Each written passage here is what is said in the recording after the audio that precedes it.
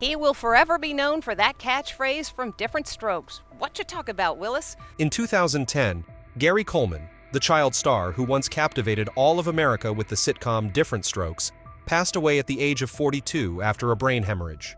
But according to his last wishes, he did not want an elaborate funeral. Instead, a private memorial was held with only a few dozen close guests. In that small space, what shocked the public just as much was the absence of nearly the entire Diff'rent Strokes cast. Dana Plato had already passed away in 1999. Conrad Bain and Charlotte Rae, Coleman's family on screen, were also not on the guest list. Only Todd Bridges, his on-screen brother and close friend in real life, appeared to bow his head in farewell. At that moment, the public could not help but wonder, was this merely a personal choice? Or did it reflect long-standing fractures behind the scenes? Lost money? Unfair contracts? A curse haunting the child stars? Would the truth finally be revealed right after this? Gary Coleman. From Golden Boy to the tragedy of a legend. Perhaps no child actor had ever captured America's heart like Gary Coleman did in the late 1970s. Yet behind the innocent smile, the mischievous eyes, and the immortal catchphrase, "What you talkin' 'bout, Willis," lay a life full of contradictions. From the moment he appeared in Diff'rent Strokes in 1978, this tiny boy touched millions of hearts, becoming a golden goose for Hollywood. But it was also from that very moment that tragedy began. Gary Coleman's story is not only a journey from light to darkness, but also a raw testament to the cruelty of an entertainment industry that turns children into stars far too soon.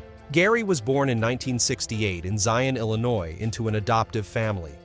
From birth, fate had already dealt him a harsh challenge. He suffered from a congenital kidney disease and underwent multiple surgeries as a young child. The illness completely stunted his physical growth. Even as an adult, Coleman stood only about 4 feet 8 inches tall and weighed just over 90 pounds.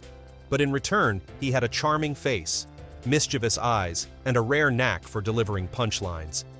That was exactly why, when Hollywood was searching for a new child star for an upcoming NBC sitcom, Gary Coleman became the perfect choice. When Diff'rent Strokes premiered in 1978, Arnold Jackson, the orphaned black boy adopted by a wealthy white millionaire, immediately won over audiences. In just the first season, the catchphrase "What you talking 'bout, Willis" became a cultural phenomenon repeated on the streets and schools, and even on major variety shows. Gary Coleman was only 10 years old at the time, but he was hailed as the laugh machine of American television. Success came with unbelievable speed. At his peak, Gary Coleman became one of the highest-paid child actors in the United States. CBS News reported that in the 1980s, he earned about $100,000 per episode, an astronomical sum for the time, turning a boy of ordinary origins into a child millionaire. From Diff'rent Strokes alone, Gary amassed roughly $18 million, a figure any adult actor would envy. But Hollywood never allows a golden goose to grow up freely. As he entered his teenage years, Coleman became increasingly uncomfortable with being locked into the role of Arnold, who remained a child despite his real age and mounting exhaustion. Todd Bridges, his co-star and on-screen brother, revealed that Gary worked up to 9 months a year despite his chronic health struggles. To Bridges, it was relentless exploitation. He was a 17-year-old kid forced to stay a 10-year-old forever just because adults needed him to make money. The spotlight could not hide the shadows creeping in. By his 20s, Gary Coleman faced a cruel truth: the fortune he had earned was nearly gone. Part of it was reckless spending, but the main cause was accusations that his adoptive parents and manager had siphoned off and misused his trust fund. In 1989, Coleman sued them for $3.8 million. He won the case and was awarded damages, but no amount of money could give him back the years of youth drained away. In 1999, Gary Coleman officially filed for bankruptcy. The collapse shocked the public, as few could believe that the richest child star on American television had fallen into destitution. In interviews, Coleman bitterly admitted, "I can blame anyone, myself, my parents, my lawyer, my agent. But in the end, the truth is, I have nothing left." That statement became a symbol of the ruthless system that manages child stars in Hollywood. Gary Coleman's life only grew more unstable. He tried to return to the screen with minor roles and even ventured into politics, famously running for governor of California in 2003 in the same election as Arnold Schwarzenegger. Though unsuccessful, it showed he never stopped seeking opportunities to prove his worth. He also did voice work cameo appearances in comedies. but could never escape the shadow of Arnold Jackson. If his career was a series of regrets, his personal life drew even more sympathy. In 2007, he hastily married Shannon Price, only to divorce less than a year later. The media often reported on their disputes accusations of domestic violence and lawsuits.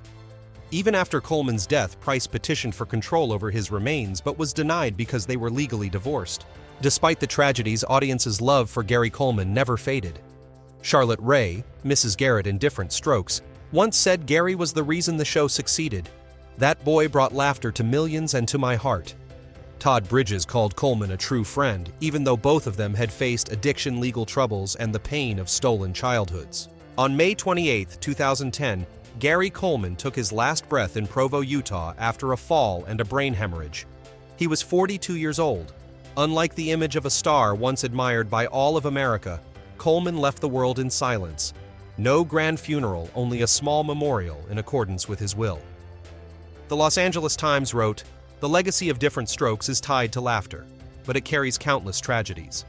And no one embodied that paradox more than Gary Coleman." From a child millionaire with millions of dollars to his name, Coleman died penniless. From a symbol of childhood joy, he became living proof of Hollywood's harshness. And that is why more than a decade after his death, his name still evokes a painful question. Was the glory given to a child worth the price of an entire life? Diff'rent Strokes, the peak of the family sitcom and a turning point for its cast. Gary Coleman's passing made America once again look back at Diff'rent Strokes, a series that shaped the memories of millions of families. More than just an entertaining sitcom, the show opened doors for serious conversations about race, class, and social inequality in the late 1970s, a time when American television was still hesitant about diversity. And if Coleman was its soul, the series itself was the springboard that launched the entire cast to fame, creating a pop culture phenomenon rarely seen again. Premiering on NBC in November 1978, Diff'rent Strokes followed a seemingly simple formula. Philip Drummond, a wealthy white millionaire living in Manhattan, adopts two black boys from Harlem Willis and Arnold. The contrast between the children's poor backgrounds and their new life of privilege produced countless humorous situations while reflecting pressing social issues. What made the series stand out was that it didn't stop at comedy. It wove in gentle educational messages about racism, poverty school bullying, substance abuse, and even sexual harassment, topics rarely tackled by sitcoms of that era. This blend allowed Diff'rent Strokes to win over mainstream audiences while earning critical recognition. For white viewers, it presented a positive, relatable image of African Americans countering stereotypes. For black audiences, it was the first time they saw children like themselves placed at the center of a primetime story. Gary Coleman as Arnold Jackson became the brightest star. With his small frame due to kidney disease, lively face, and natural wit, Coleman won audiences over with the iconic catchphrase, "What you talking about, Willis?"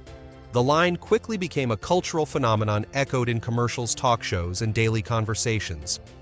At just 12 years old, Coleman graced the covers of Time People and became one of America's most recognizable faces. Todd Bridges, who played older brother Willis, also rose to stardom as one of the few black teen idols of the time. The character's calm, responsible demeanor balanced perfectly with Arnold's cheeky charm, making them one of television's most beloved duos. Bridges was invited to countless shows and became a teen magazine favorite. Dana Plato, as Kimberly Drummond, became the quintessential girl next door in viewers' eyes. Her fresh, gentle beauty won over millions of teenagers.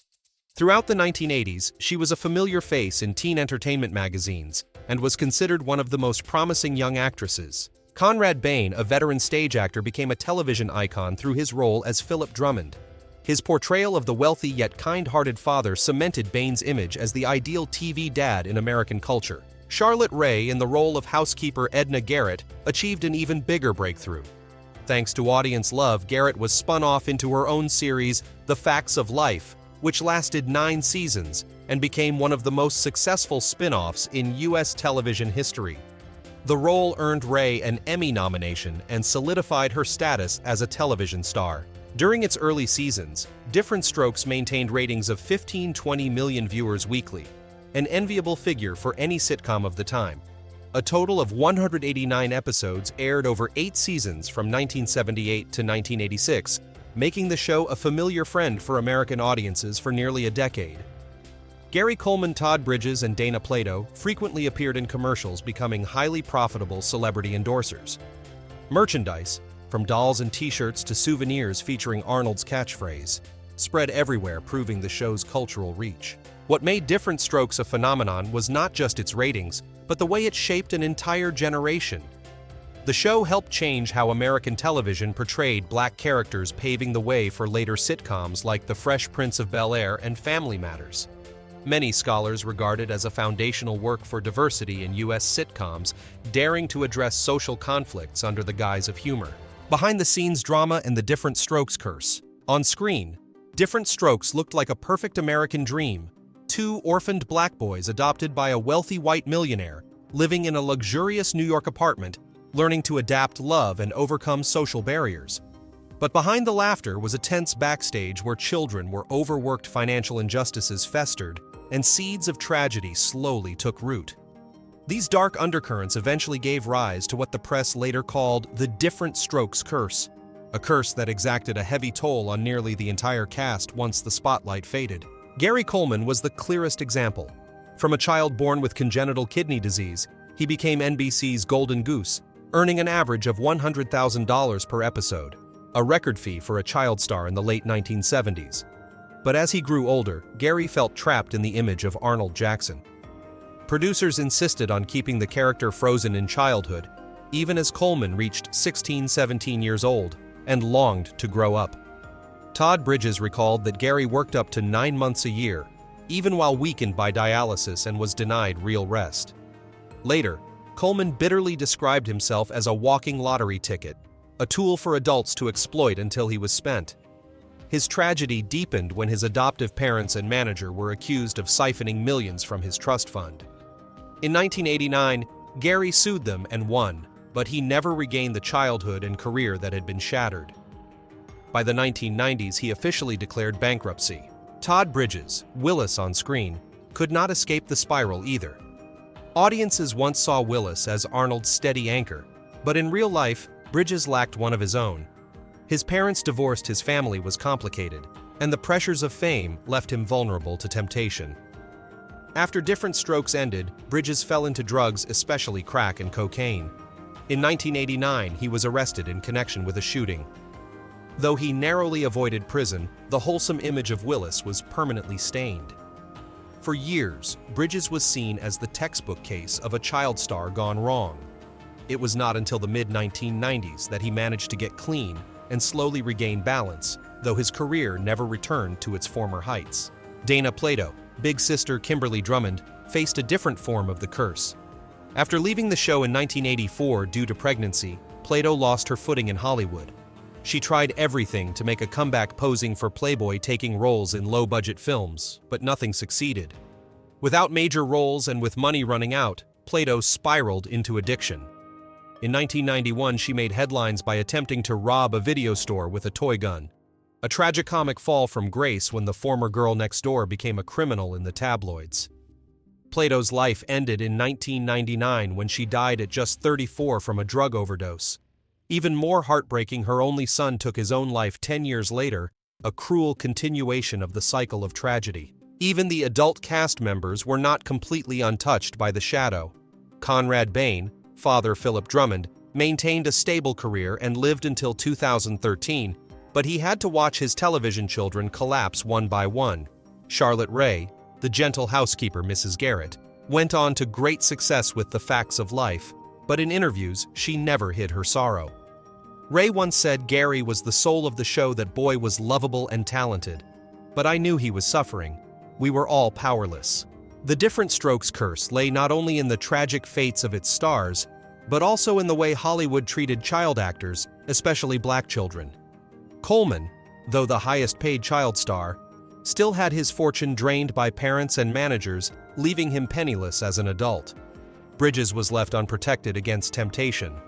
Plato, once a promising young actress, was quickly discarded when her image no longer fit. And while Diff'rent Strokes laid the groundwork for diverse sitcoms, it was never given the level of promotion it deserved. The bitterness grows sharper when compared to later white-led sitcoms. In 1994, NBC launched Friends, 6 friends living in New York revolving around love, careers, and daily life. But this time the cast was entirely white, backed by millions in promotional budgets. Friends became a global sensation while Diff'rent Strokes was gradually pushed into obscurity, remembered only in nostalgic write-ups or as a historical footnote. Critics have called this a textbook case of successful whitewashing, taking a formula with black elements, stripping them away, and repackaging it as a global commercial product. Perhaps the Diff'rent Strokes curse was not a dark spell at all, but rather the cruelty of the Hollywood system. A machine eager to idolize children as stars only to abandon them when the lights go out.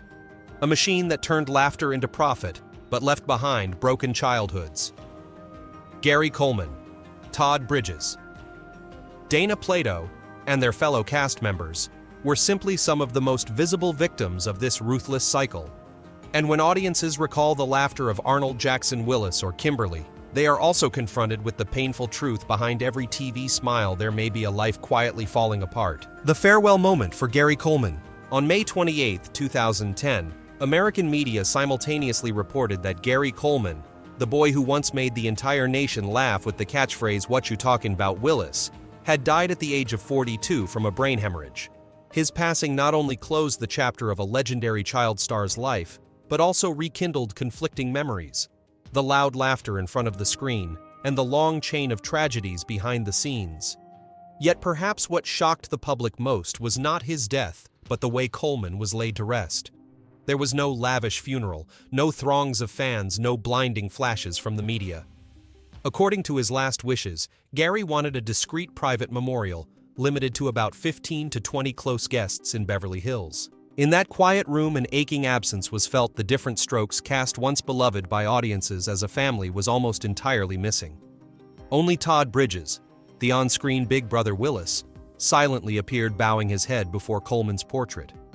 That image pierced many hearts, for it mirrored their relationship on the show, Willis still standing by Arnold, protecting his younger brother until the very end, even though in real life their paths had diverged so greatly. The press described the ceremony in simple words: no sea of flowers, no resounding funeral music, no endless line of limousines like at typical Hollywood farewells. There was only silence, a few quiet tears, and some heartfelt words of goodbye. This simplicity was all the more striking when contrasted with Coleman's peak years, when he commanded $100,000 per episode, graced the covers of Time and People, and was hailed as television's golden boy. And yet at the end he departed in the company of only a few acquaintances. Placed side by side with rapper Heavy D's star-studded funeral just a year later, the contrast was even sharper.